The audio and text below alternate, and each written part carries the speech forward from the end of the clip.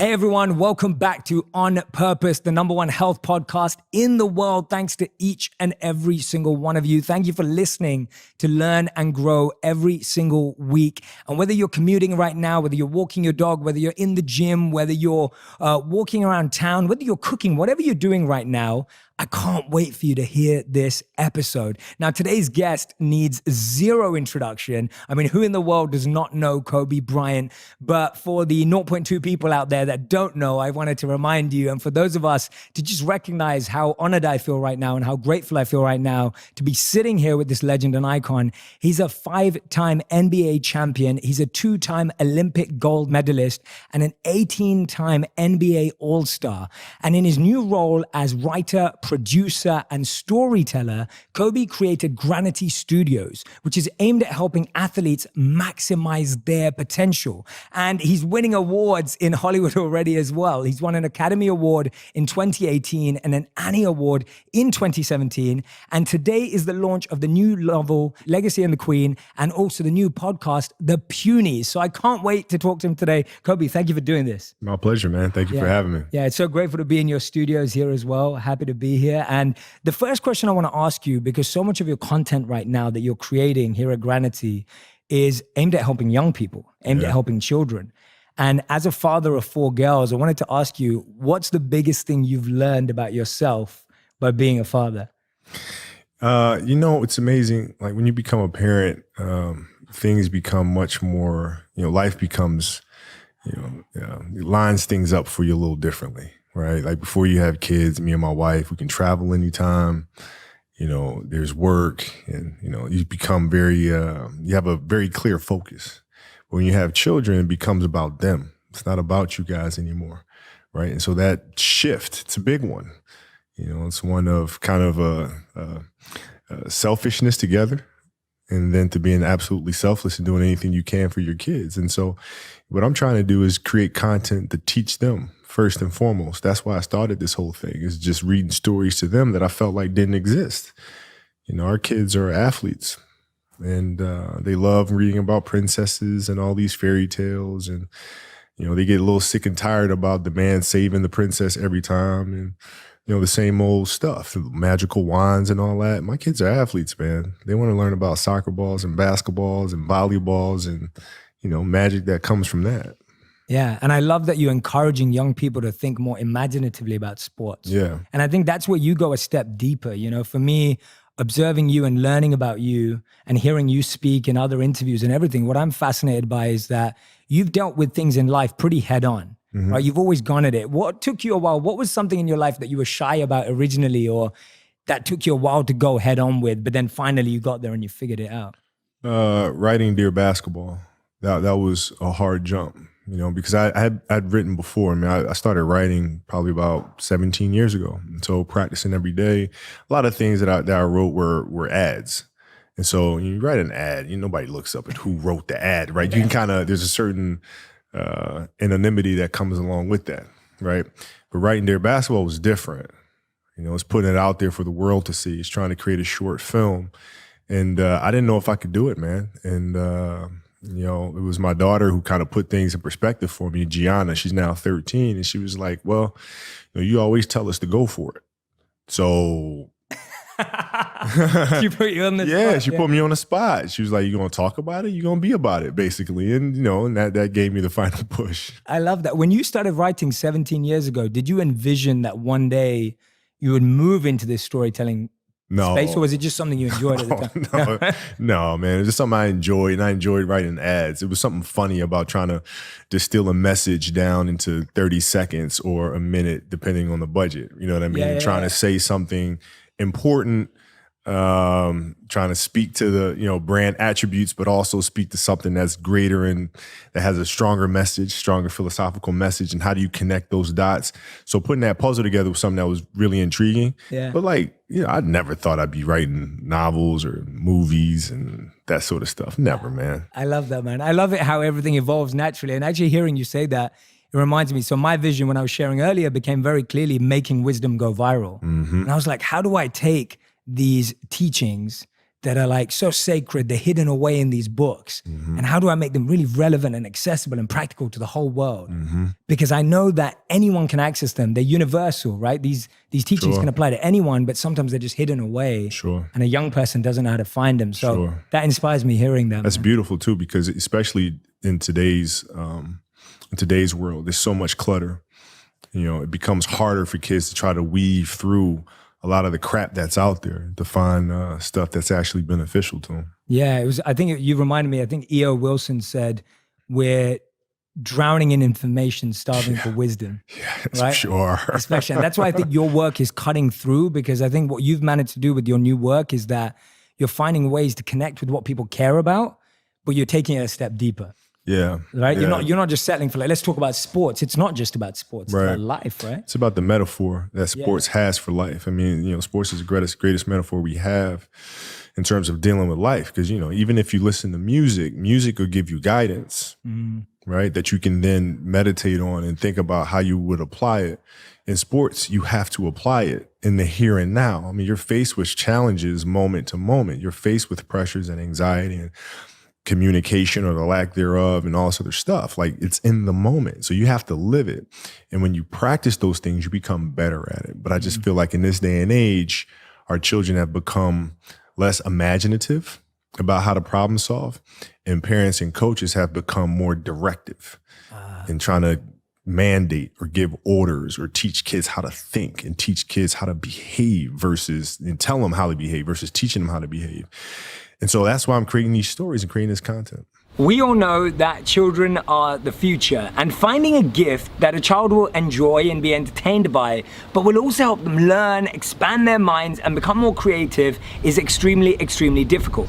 And that's why I'm excited to introduce you to KiwiCo. KiwiCo crates are a fantastic way to get your kids' brains working on STEAM projects, science, technology, engineering, arts, and math, and helping them expand their mind to think about new possible ways, new opportunities to connect. KiwiCo projects inspire children to see themselves as scientists, as artists, as engineers, and that's a healthy image for them to start developing at a young age. They offer a monthly subscription which has delivered millions of hands-on projects. And the amazing thing is they're really encouraging children to think like innovators, to become problem solvers and critical thinkers. These are all great skills, making sure and ensuring that they're going to think about the future in this way and start benefiting our world in amazing ways. I actually ended up seeing one of my cousins and nephews playing with this, and his whole family got involved, and it was such a great bonding experience. This is the best subscription box for kids and is a gift that keeps on giving. It's encouraging children to think creatively, openly, and imaginatively, and it's such a great time to get started. So there's no commitment, you can cancel anytime, and options start as low as $19.95 a month. So this is special for my listeners. Go to kiwico.com/J to get your first month absolutely free. Every day counts in helping your children see new opportunities. So head over to kiwico.com/J to get your first month free. My wife absolutely loves cycling. It's one of her many joys in life, and she loves the energy and adrenaline she gets from going to a cycling class, but she can't always get to one. It's not always in line with her schedule and all the rest of the things that she's doing in the day, and that's why having a Peloton makes all the difference, because she can do a cycling class when she wants and how she wants in her own time and at her pace. See, the thing with Peloton is that there's no rush, there's no busy work schedules, there's no excuses, there's no reason why you can't just jump on in your living room, because there's access to so much music, so many workouts, so many instructors. And whenever I see my wife using her downtime to be able to do that, it allows me to feel that I need to put in some work too. You can see real-time metrics for your ride and track your performance along the way. And the amazing thing is, you can actually ride side by side with an instructor. The motivation is real-time, the energy is incredible, and you feel the same buzz as if you were inside a class. The Peloton bike has a 22-inch HD touchscreen which keeps you engaged the full time. And the amazing thing is, the bike makes barely any noise. It's practically silent. There's so many reasons why Men's Health calls the Peloton bike the best cardio machine on the planet, and you can find out for yourself. Peloton is offering my listeners a limited time offer. Go to onepeloton.ca and type in the code ONPURPOSE to get $125 off accessories with the purchase of a bike. All you have to do is go to onepeloton.ca and use the code ONPURPOSE. I find it fascinating that 1 in 4 men suffer from ED, and 25% of new cases are men under 40. And now there's a scientific solution to help them, not just bro science, and this is what it's about. Hims is a wellness brand for men. For Hims.com is a one-stop shop for hair loss, skincare, and wellness for men. For Hims provides amazing access to doctors across the US and prescriptions from pharmacies. And the best thing is, one of my friends used it and loved how discreet and confidential all of the interactions were.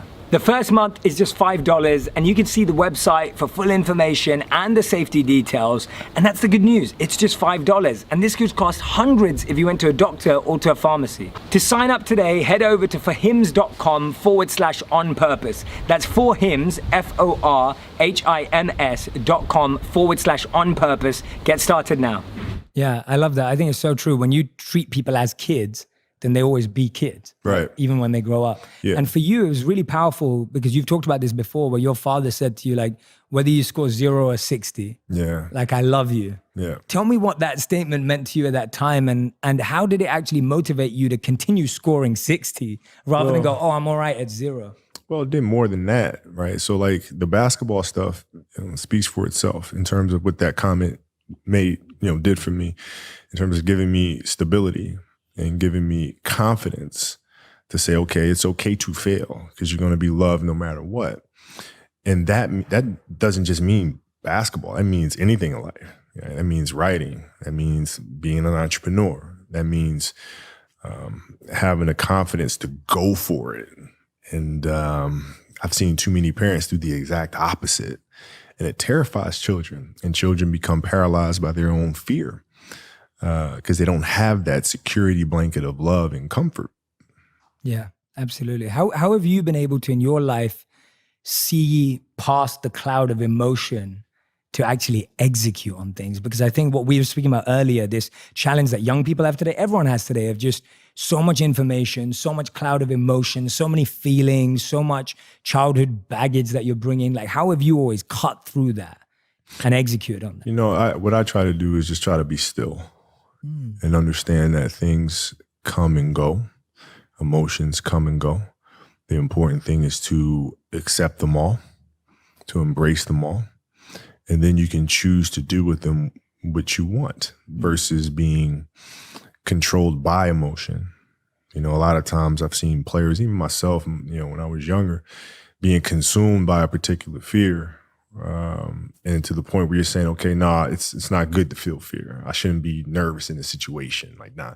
And it does nothing but grow versus stepping back and saying, yeah, I am nervous about this situation. Yeah, I am fearful about this situation. Well, what am I afraid of? And then you kind of unpack it. And then it gives you the ability to look at it for really what it is, which is nothing more than your imagination running its course, Yeah, absolutely. Yeah, I love that, because what you're saying is that when you're dealing with something, it's almost like, how can I get to the root of it? Yeah. Because sometimes what we're dealing with, like you're saying, it's an imagination, an illusion. It's not really.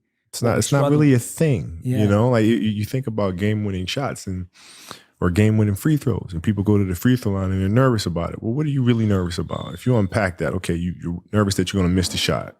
All right, so you missed the shot, then what happens? People are going to be embarrassed. You're going to be embarrassed because thousands of people, millions of people see you miss the shot. All right, and then what? People are going to talk bad about you. Okay, right? And so you're looking at it and go, are those things even important?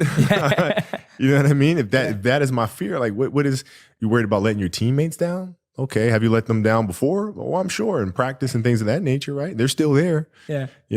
And so when you're able to unpack it, you kind of look at it for what it is, which is really nothing. Yeah, I love that. Breaking it down. I think that's so important. I think everyone who's listening or watching right now, next time you're facing a fear, next time you're going against something, do that. Like literally unpack it. Don't just settle for your first answer, because the first answer is rarely the right one. Yeah, don't hide from it. You got to be able to look at it and, and deal with it head on. Yeah, I love that, man. And you talk about that because you talk about, when you talk about missing 5 throws, and you talk about getting over yourself. Yeah. Right? Like Yeah. getting over yourself. How did you get that mentality of just being like, I need to get over this. Like I need to get over myself. Trial and error. You grow up and you make game-winning shots and it's awesome. You come back the next day and miss a game-winning shot and it's misery. And then the next day comes and you're back playing again. And you understand that life has this cyclical nature where it's, what you do on Monday is fantastic, but then Tuesday is a bad day. But guess what? There's Wednesday. Yeah. So are we just supposed to live our lives like this the whole time? Versus just staying like this and understanding that it's really just a journey of evolution every day. It's just constant improvement, constant curiosity, constantly getting better. The results don't really matter. It's the figuring out that matters. Yeah. And we all get obsessed about the results. Yeah. Like we get obsessed about like the output. Yeah. Not the input of not figuring it out and not like changing things. What you said, trial and error, like the experimenting. Yeah. We forget to do that. It's unfortunate, man. Like I've seen a lot of players, especially now, in youth basketball dealing with that. You have players that are like bigger and faster and stronger and, their coaches are just coaching them for results. We're just going to use your size because you're bigger than every other 12-year-old out there to dominate today. But they're not growing, right? So they're just based on that result, but they're not focused on growing this young child into becoming a better athlete. And through that, teaching them how to become a more well-rounded person. And we're missing that. Yeah. See what you've said there, I want to ask you this, and I'm not saying because you know yourself best and you know how you've got there. So I'm asking it from a place of humility, of learning. When I look at you, I'm like, your superpower isn't just your work ethic. Your superpower isn't just like figuring things out. Your superpower is like you think strategically. Like that's a very strategic thought of saying this person could be this in the future if they were developed as a whole individual, rather than just like, let's use them for the short term. Right. Like, where did you develop that from, that ability to see beyond, to think deeper, to reflect deeper? Where did that come from? Well, I had to do that because, growing up in Italy, when I first moved over there, it was, I didn't speak Italian. I didn't have any friends. I had the game of basketball, and through sport and playing soccer, I was able to make friends and build connections. But it was a lot of time spent alone. And when I came back to the States, I wasn't the most athletic kid. I was really scrawny, like really, really skinny, and had like major knee issues because I was growing. So I was the dorky kid with high socks and big old knee pads. It's fashionable now. It's fashionable now. It wasn't then. And so I had to look long term. Because in the here and now, I couldn't compete with these kids. I mean, there was kids that were like 12 years old with beards. Like, I can't, what am I supposed to do with that? Like, they're doing windmills and dunking backwards, and I'm happy to like tap the backboard, So I had to look at it from a long term because I wasn't going to give up on the game. Right. So I had to say, okay, this year, I'm going to get better at that. Next year, this, and then so forth and so on. And then patiently, I was able to catch them. Yeah. I love hearing that. Because I think so many of us you believe like when you see people like yourself, it's like, it's so easy as an excuse to ourselves to just be, oh, you're destined for it, right? You were made for it. It's kind of like that kind of, oh yeah, but when you talk about saying, oh, actually, when I started, I didn't have the physicality that meant that I was going to make it. Like you had to figure it out. And I love it. Figure it out, man. It's just piece by piece. And it's the consistency of the work, which I feel like a lot of parents are missing today because we're not teaching that to our kids. We tend to say like kids don't want to do the work, but in reality, it's when we're failing them because we're not leading them the right way and teaching them, how to fish, you know what I mean?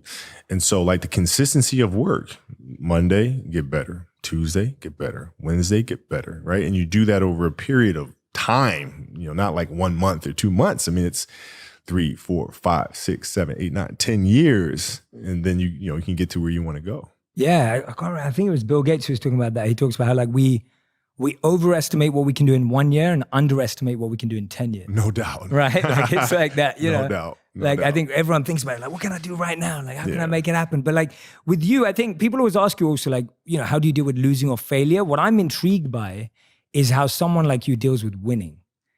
Because you've won again and again. And like I was saying earlier, you won, obviously we know you won in basketball big as an athlete, but you're winning now, even in the work you're doing here as a storyteller, as a producer, right? Yeah. It's amazing to see so many incredible awards coming through. How have you dealt with winning? Like when you win, what goes through your mind to help you to continue with? Well, it's a little different. Like in basketball, it was different because I expected to win. Like I expected us to win championships. I expected us to win 5. Quite honestly, I expected us to win 8. And so when you have that vision in sports, it's a direct competition. Like I know how hard they're working. I know how hard we're working. I know what their strategy is. I know what ours is, So it's a little different. So when we went in the NBA, it was like, yeah, we expected to do that.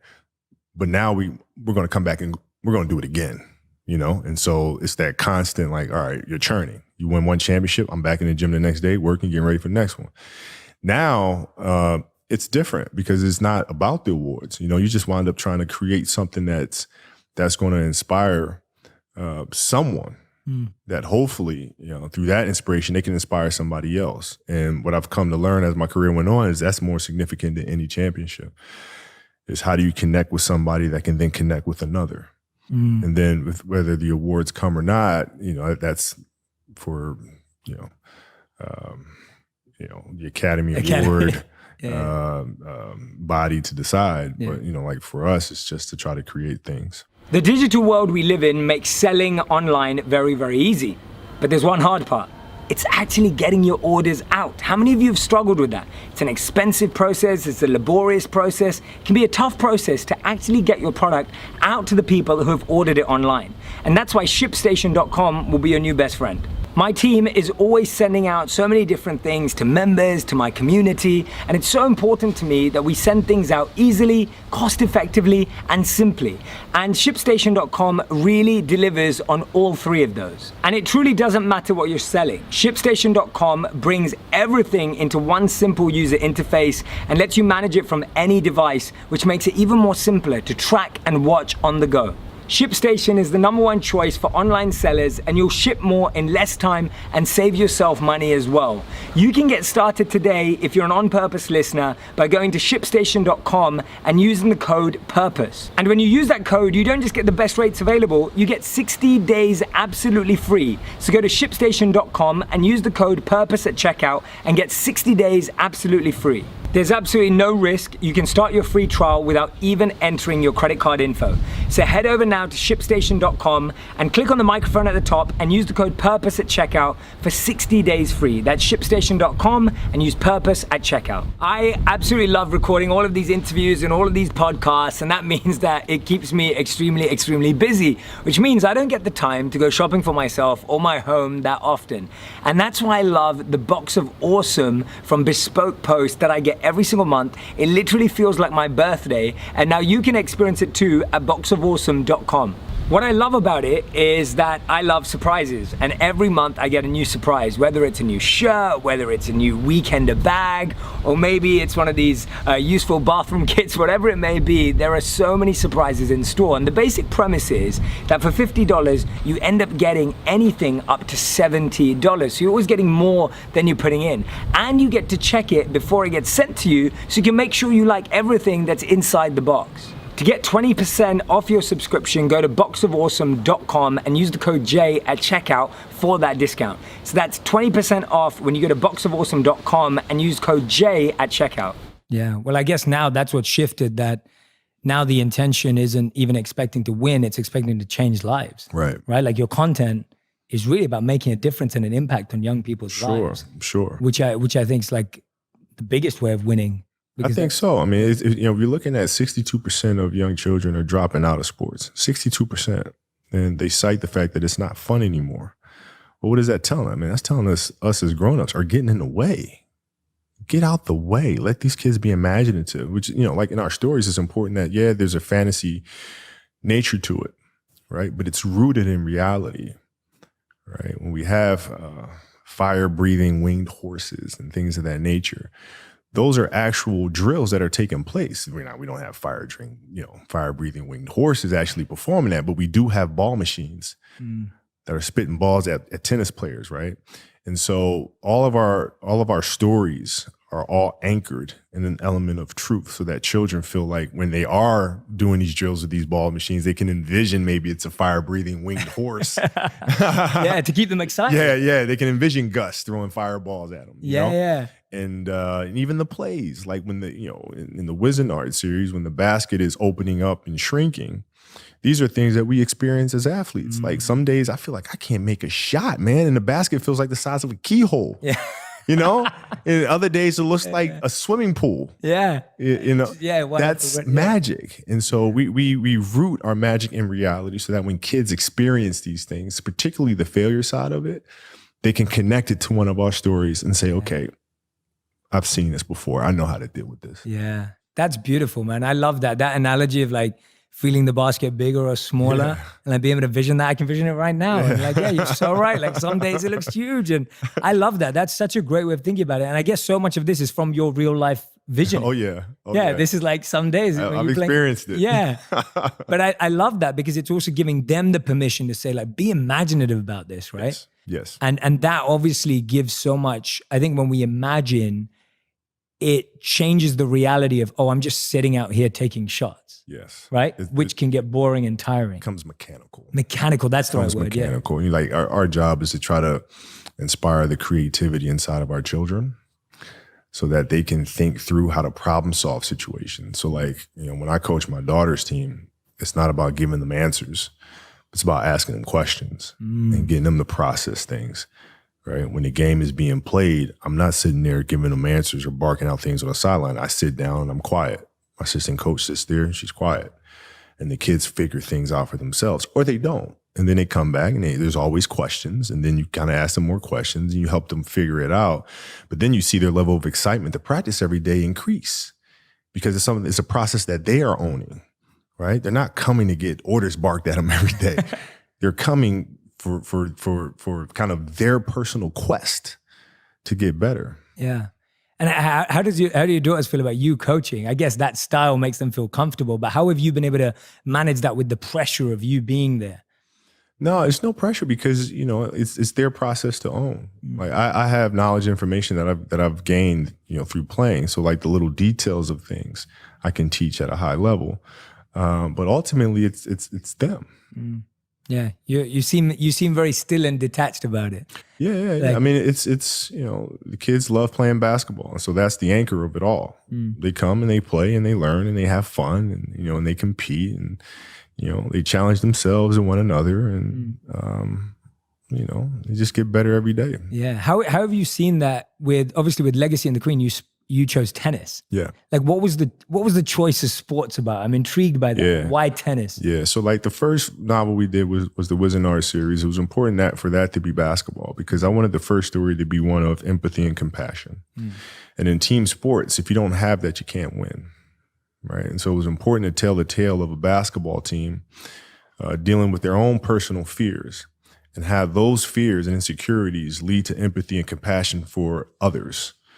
Right. And with the second story, I wanted to look more internal, individually, and look at how do you deal with the inner challenges, the kind of the self-negotiation that takes place inside of our own heads. And there was no sport better than that than tennis. There's golf, but tennis, you have more movement, which to me symbolizes life in general because there's a lot going on. Right. There's the elements in tennis that you have to deal with as you deal with in golf, maybe not to the same extent, but they're still there.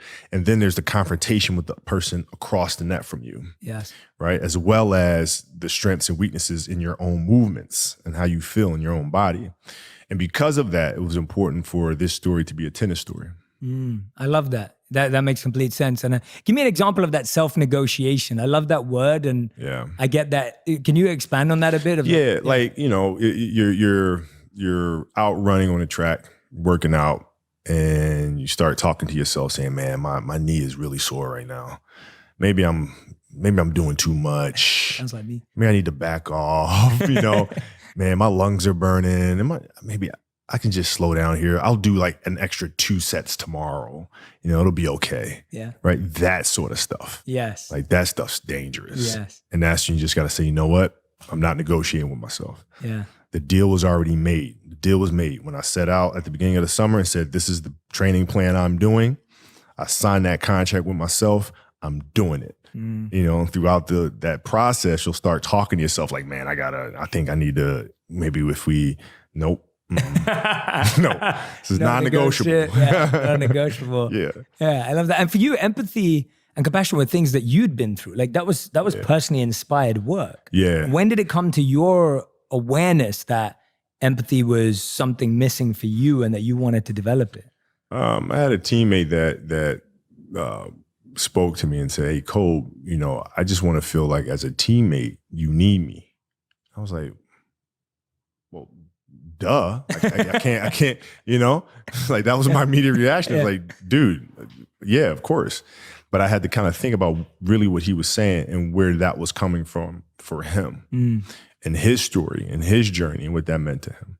And that opened my eyes to there's a bigger game being played. It's not just basketball, but it's the emotions of each individual and the backstory that they're carrying with them, the baggage that they're carrying with them. And if I really want to be a champion and be a great teammate, I have to understand what those mean to help them become better and in turn help me. Yeah. And do you think this content is going to help all the content you're creating here at Granity? Is that for you to help build better bonds between parents and kids? Like, are you hoping that the podcast, for example, like kids are going to listen to it on the way to school or on the way back? Or like, how are you imagining people consuming the work? Yeah, I mean, I imagine it in different ways, but like ultimately people always figure out a way to do it that's comfortable for them. But like, which is why in everything that we do, we try to create the highest quality of product.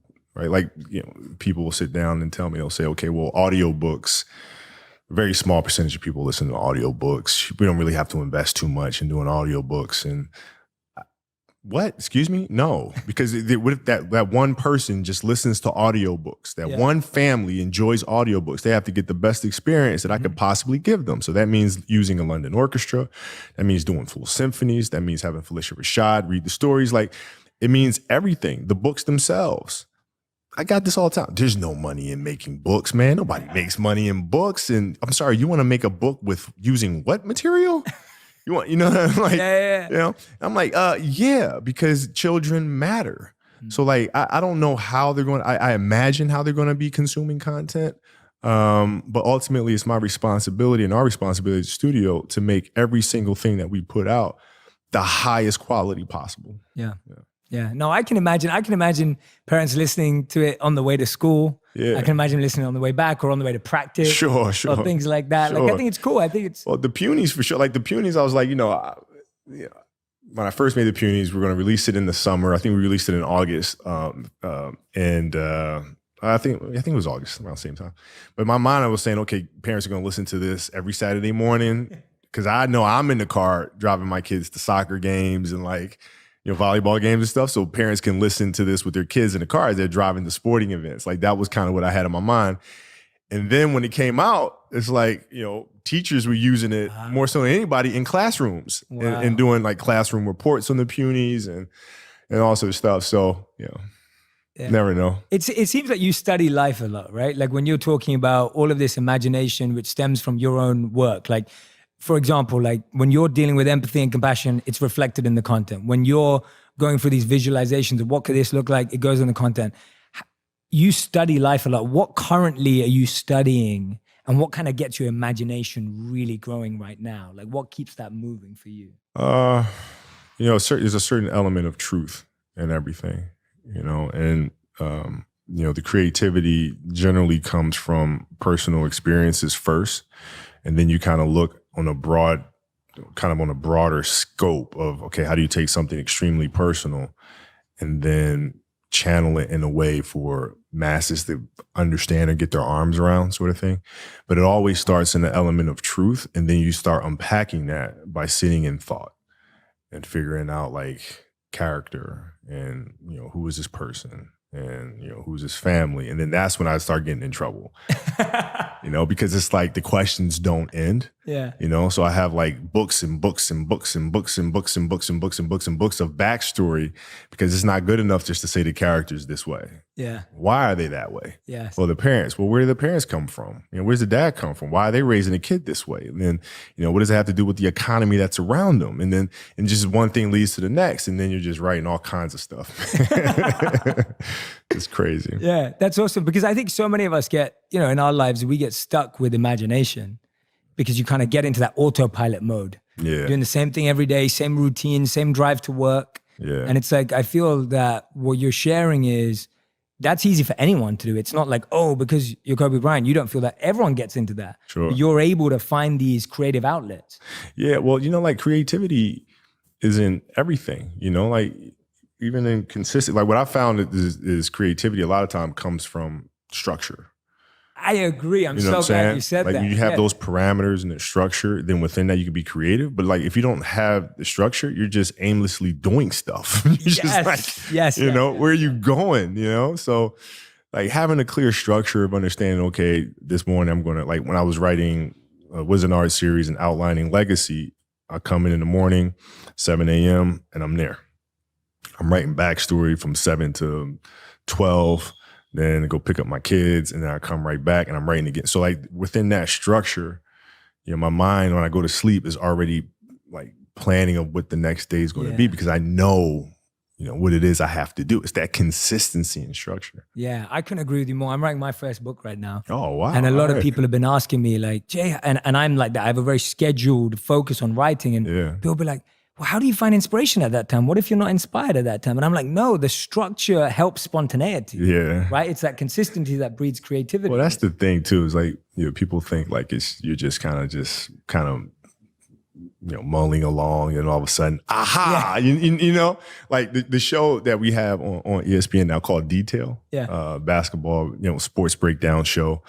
That came to me when I was walking around with my wife shopping. Yeah.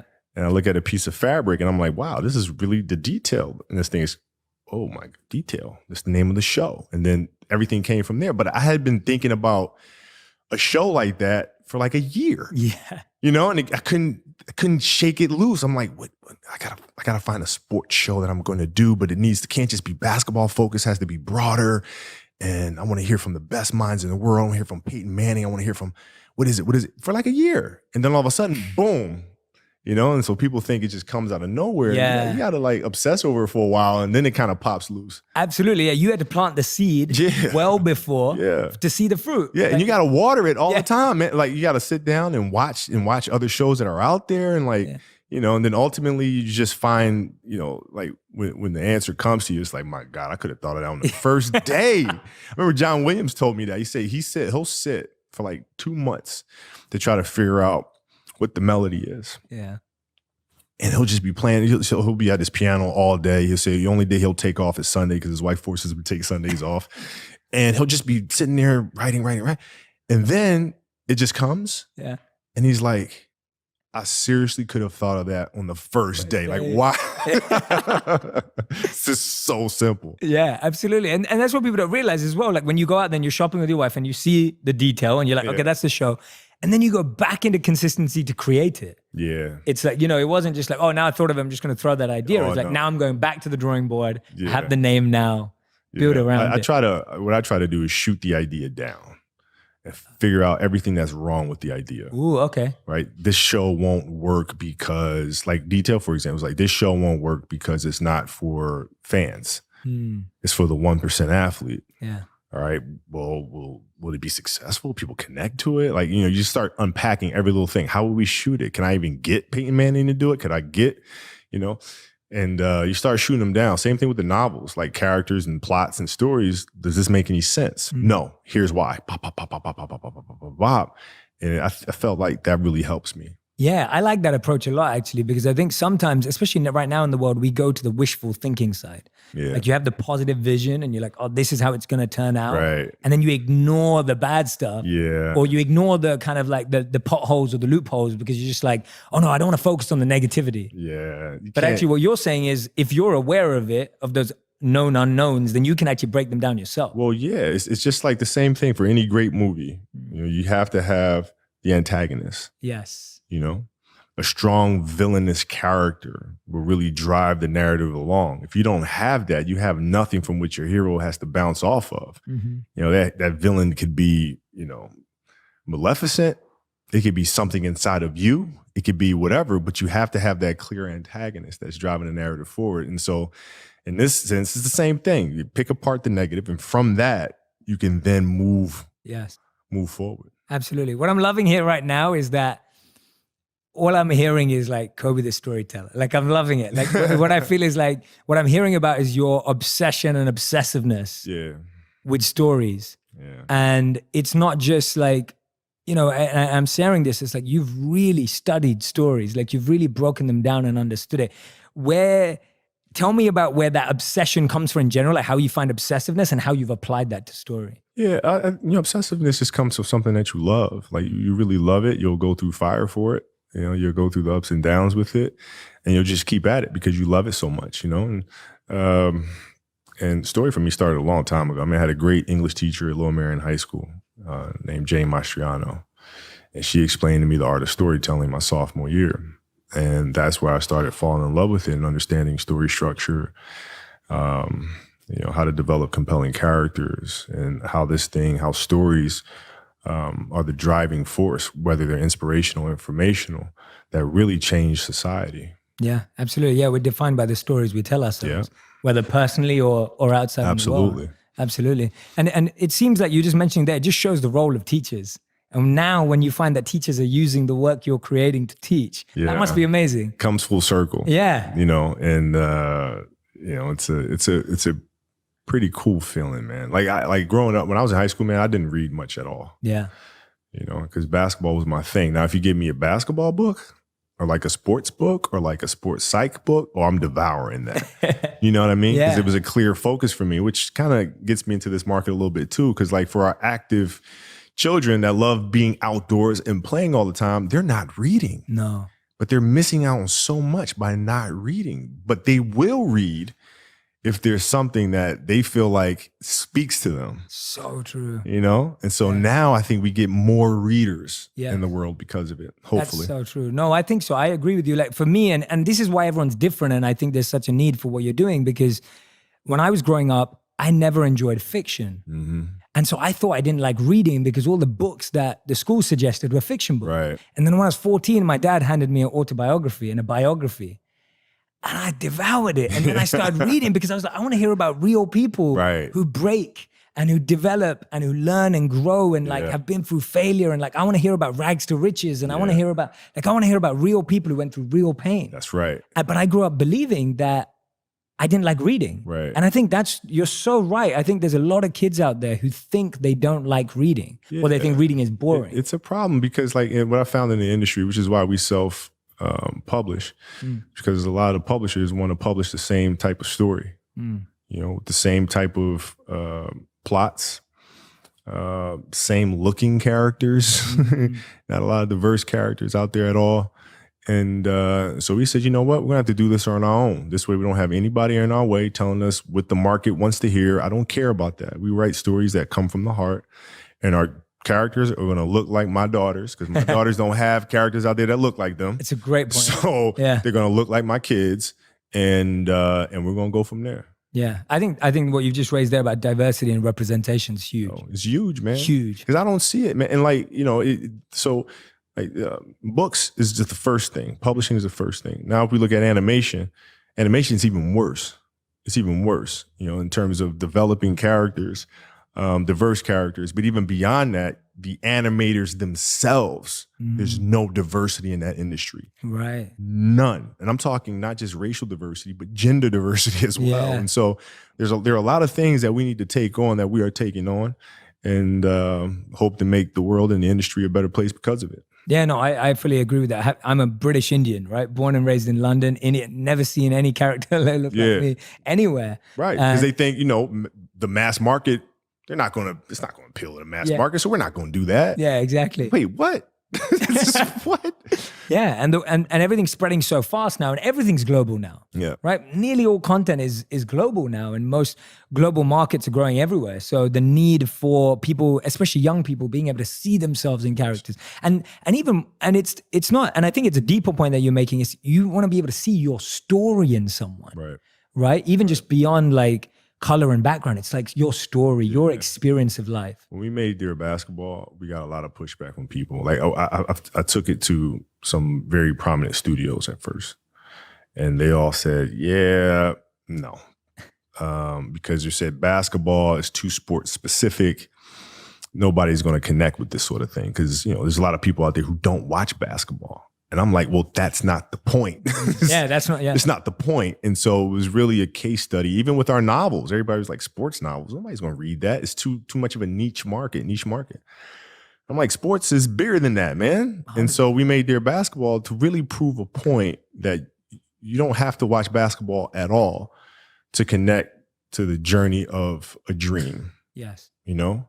And once we saw that connection, it was kind of validated our point of view. I think that's a massive point of view. And for anyone who's listening or watching right now who thinks because Kobe Bryant wants to do something, it just happens. It just shows you have to do it yourself sometimes because not everyone's going to believe in you. Certainly not. Certainly not. And what you'll see is, once you start doing it, and now people want to come and jump in, but I'm like, you kind of forced us to go about this ourselves. So I think we're just going to build it from the ground up ourselves. But thank you. Exactly. They saved you. Yeah. Right? Like, thank you. Appreciate it. Because if you had signed on, we just be kind of going with the flow. Totally. But, you can be grateful to them. Yeah. Appreciate it. Yeah, absolutely. No, I agree. It was the same with this podcast, funny enough. When we launched, a lot of people were considering whether it was, gonna you do social videos, like, is it gonna work on a podcast? And there were a lot of people that were not sure. And then we launched some of the biggest podcasts in the world in the health category, which is my world. And it was just like, everyone's just like, oh, interesting. But I'm like, thank you. Yeah. Thank you so much for saying no. And you didn't think it was going to work because now I figured it out myself. Yes. And what you said, it actually builds confidence and validation. And Oprah told me this when I first decided to build the studio. And I was asking how Harpo came to be. And she said, well, when she was doing her deal for the Oprah Winfrey Show, she was re-upping her deal. And actually, the first contract she made, she said, well, don't pay me up front. Just I want to own a percentage of the show. And so they gave it to her. And now, at the time, there weren't any Black women hosting a daytime talk show, right? So it was really new. And she said, Kobe, if they believed that the show was going to be successful, they wouldn't have given me that. Yeah. They wouldn't have. In their mind, they're thinking, oh, we got to steal. We don't have to pay her. We can take this money and move it over here. This is great. It's going to be a flop or be success. I don't know. At least we get diversity on TV. It's fine. And all of a sudden it's, we're in trouble. We shouldn't have given it away. Yeah. Opened up Pandora's box, right? So now you come back for the next deal and it's like, you gotta have to give me some more ownership. And you're like, dang it, here. And then ultimately she, came to owning 100% of her show. Yeah, which is amazing. Wow, that's a great story. Yeah, that's fascinating. I think because sometimes when you think that, you're like, oh, they like me. That's what they're giving it. No. Yeah, no. Don't like me, please. Here's an idea. It's terrible. Yeah. I just need you to buy in just a little bit. Yeah, I love that, man. That is awesome. How are you encouraging? Well, you've shared so many stories of your teacher who taught you about storytelling and writing early on. You just shared Oprah's example. You've had so many incredible mentors in your life. We all know about that. Yeah. How are you encouraging young people to find the right mentors, and how can they find the right mentors, even through your work? I guess your work is somewhat mentorship. We try to be, and I think the important thing is research. In the hall here in the office, I have a hall that I call Muse Hall. We have all the portraits of some of our muses here, from J.K. Rowling to Steve Jobs and so forth and so on. And I think it's important to research them. And it's like putting, fuel in the fire every day. There's constant inspiration when you read about them, what they were able to accomplish, how they went about accomplishing it. It's just constantly, feeding that flame and learning. And the best way to do that is to learn from the people who have done it. Yes. Yeah. That just made me so happy. I have a gallery wall in my home. If we were recording this at my place in Hollywood, awesome. I have a gallery wall. Steve Jobs is right there. Yeah. Right, and Einstein's there, and Martin Luther King's there, and there's a few other people. And for me, it's the same thing. It's like sometimes I'm sitting there and I'll be like, well, what would that person do? How would they have dealt with this challenge? Right. And you're so right. I think you can be mentored by people who aren't alive. 100%, because their stories still live, which brings us to the importance of storytelling. Yeah, their stories still live. These muses are here. It's important to learn from them, and if anything, it helps you remember that they are human, just like us. Yeah, these great things that get accomplished can be accomplished by others and beyond. Building Walt Disney Company is not something that people look at and scoff at and go, "Oh, it can't be done." Well, why not? Why not? Yeah. And the more action you take, the more you think is possible. Yeah, because you realize they're people just like us. They make mistakes just like us. And they kept going. Yeah. And we can do the same. Absolutely, man. Well, I could talk to you for hours, but you're a busy man and you got loads of things to do. So we end every interview with what we call the final 5 quick fire, rapid fire round, which means you have to answer in 1 word or 1 sentence maximum. Got it. So this is easy for you. So the first question is, what brings you the most joy right now? Family. Beautiful. Second, what do you want your girls to think when they hear your name? Daddy. Nice. Number 3, your favorite animated film? Pinocchio. Oh, nice. Oh, I was not expecting that. It's the greatest. Yeah. They made, I mean, they were in a zone when they made that film. Absolutely. Question number 4, the book that's had the biggest impact on you? The Alchemist. Oh, nice. Okay, great. Question number 5, your one message to all storytellers would be? Create from truth. It's beautiful, man. Kobe, thank you so much. Got it, man. This has been an honor, man. Thank you. It's such a beautiful conversation. Thank you for sharing so many gems, so many wisdom pieces. And anyone who's out there right now, I've got the copy of the book right here, Legacy and the Queen. You can go grab it. And you can also listen to the podcast, The Punies, as well right now. So you can go and download that. We'll put the links to both of them in the comment section and in this podcast. So you can go directly there. Kobe, thank you so much for allowing us into your space, man. This was really special. Thank you. I remember this. Thank you, man. Thank you.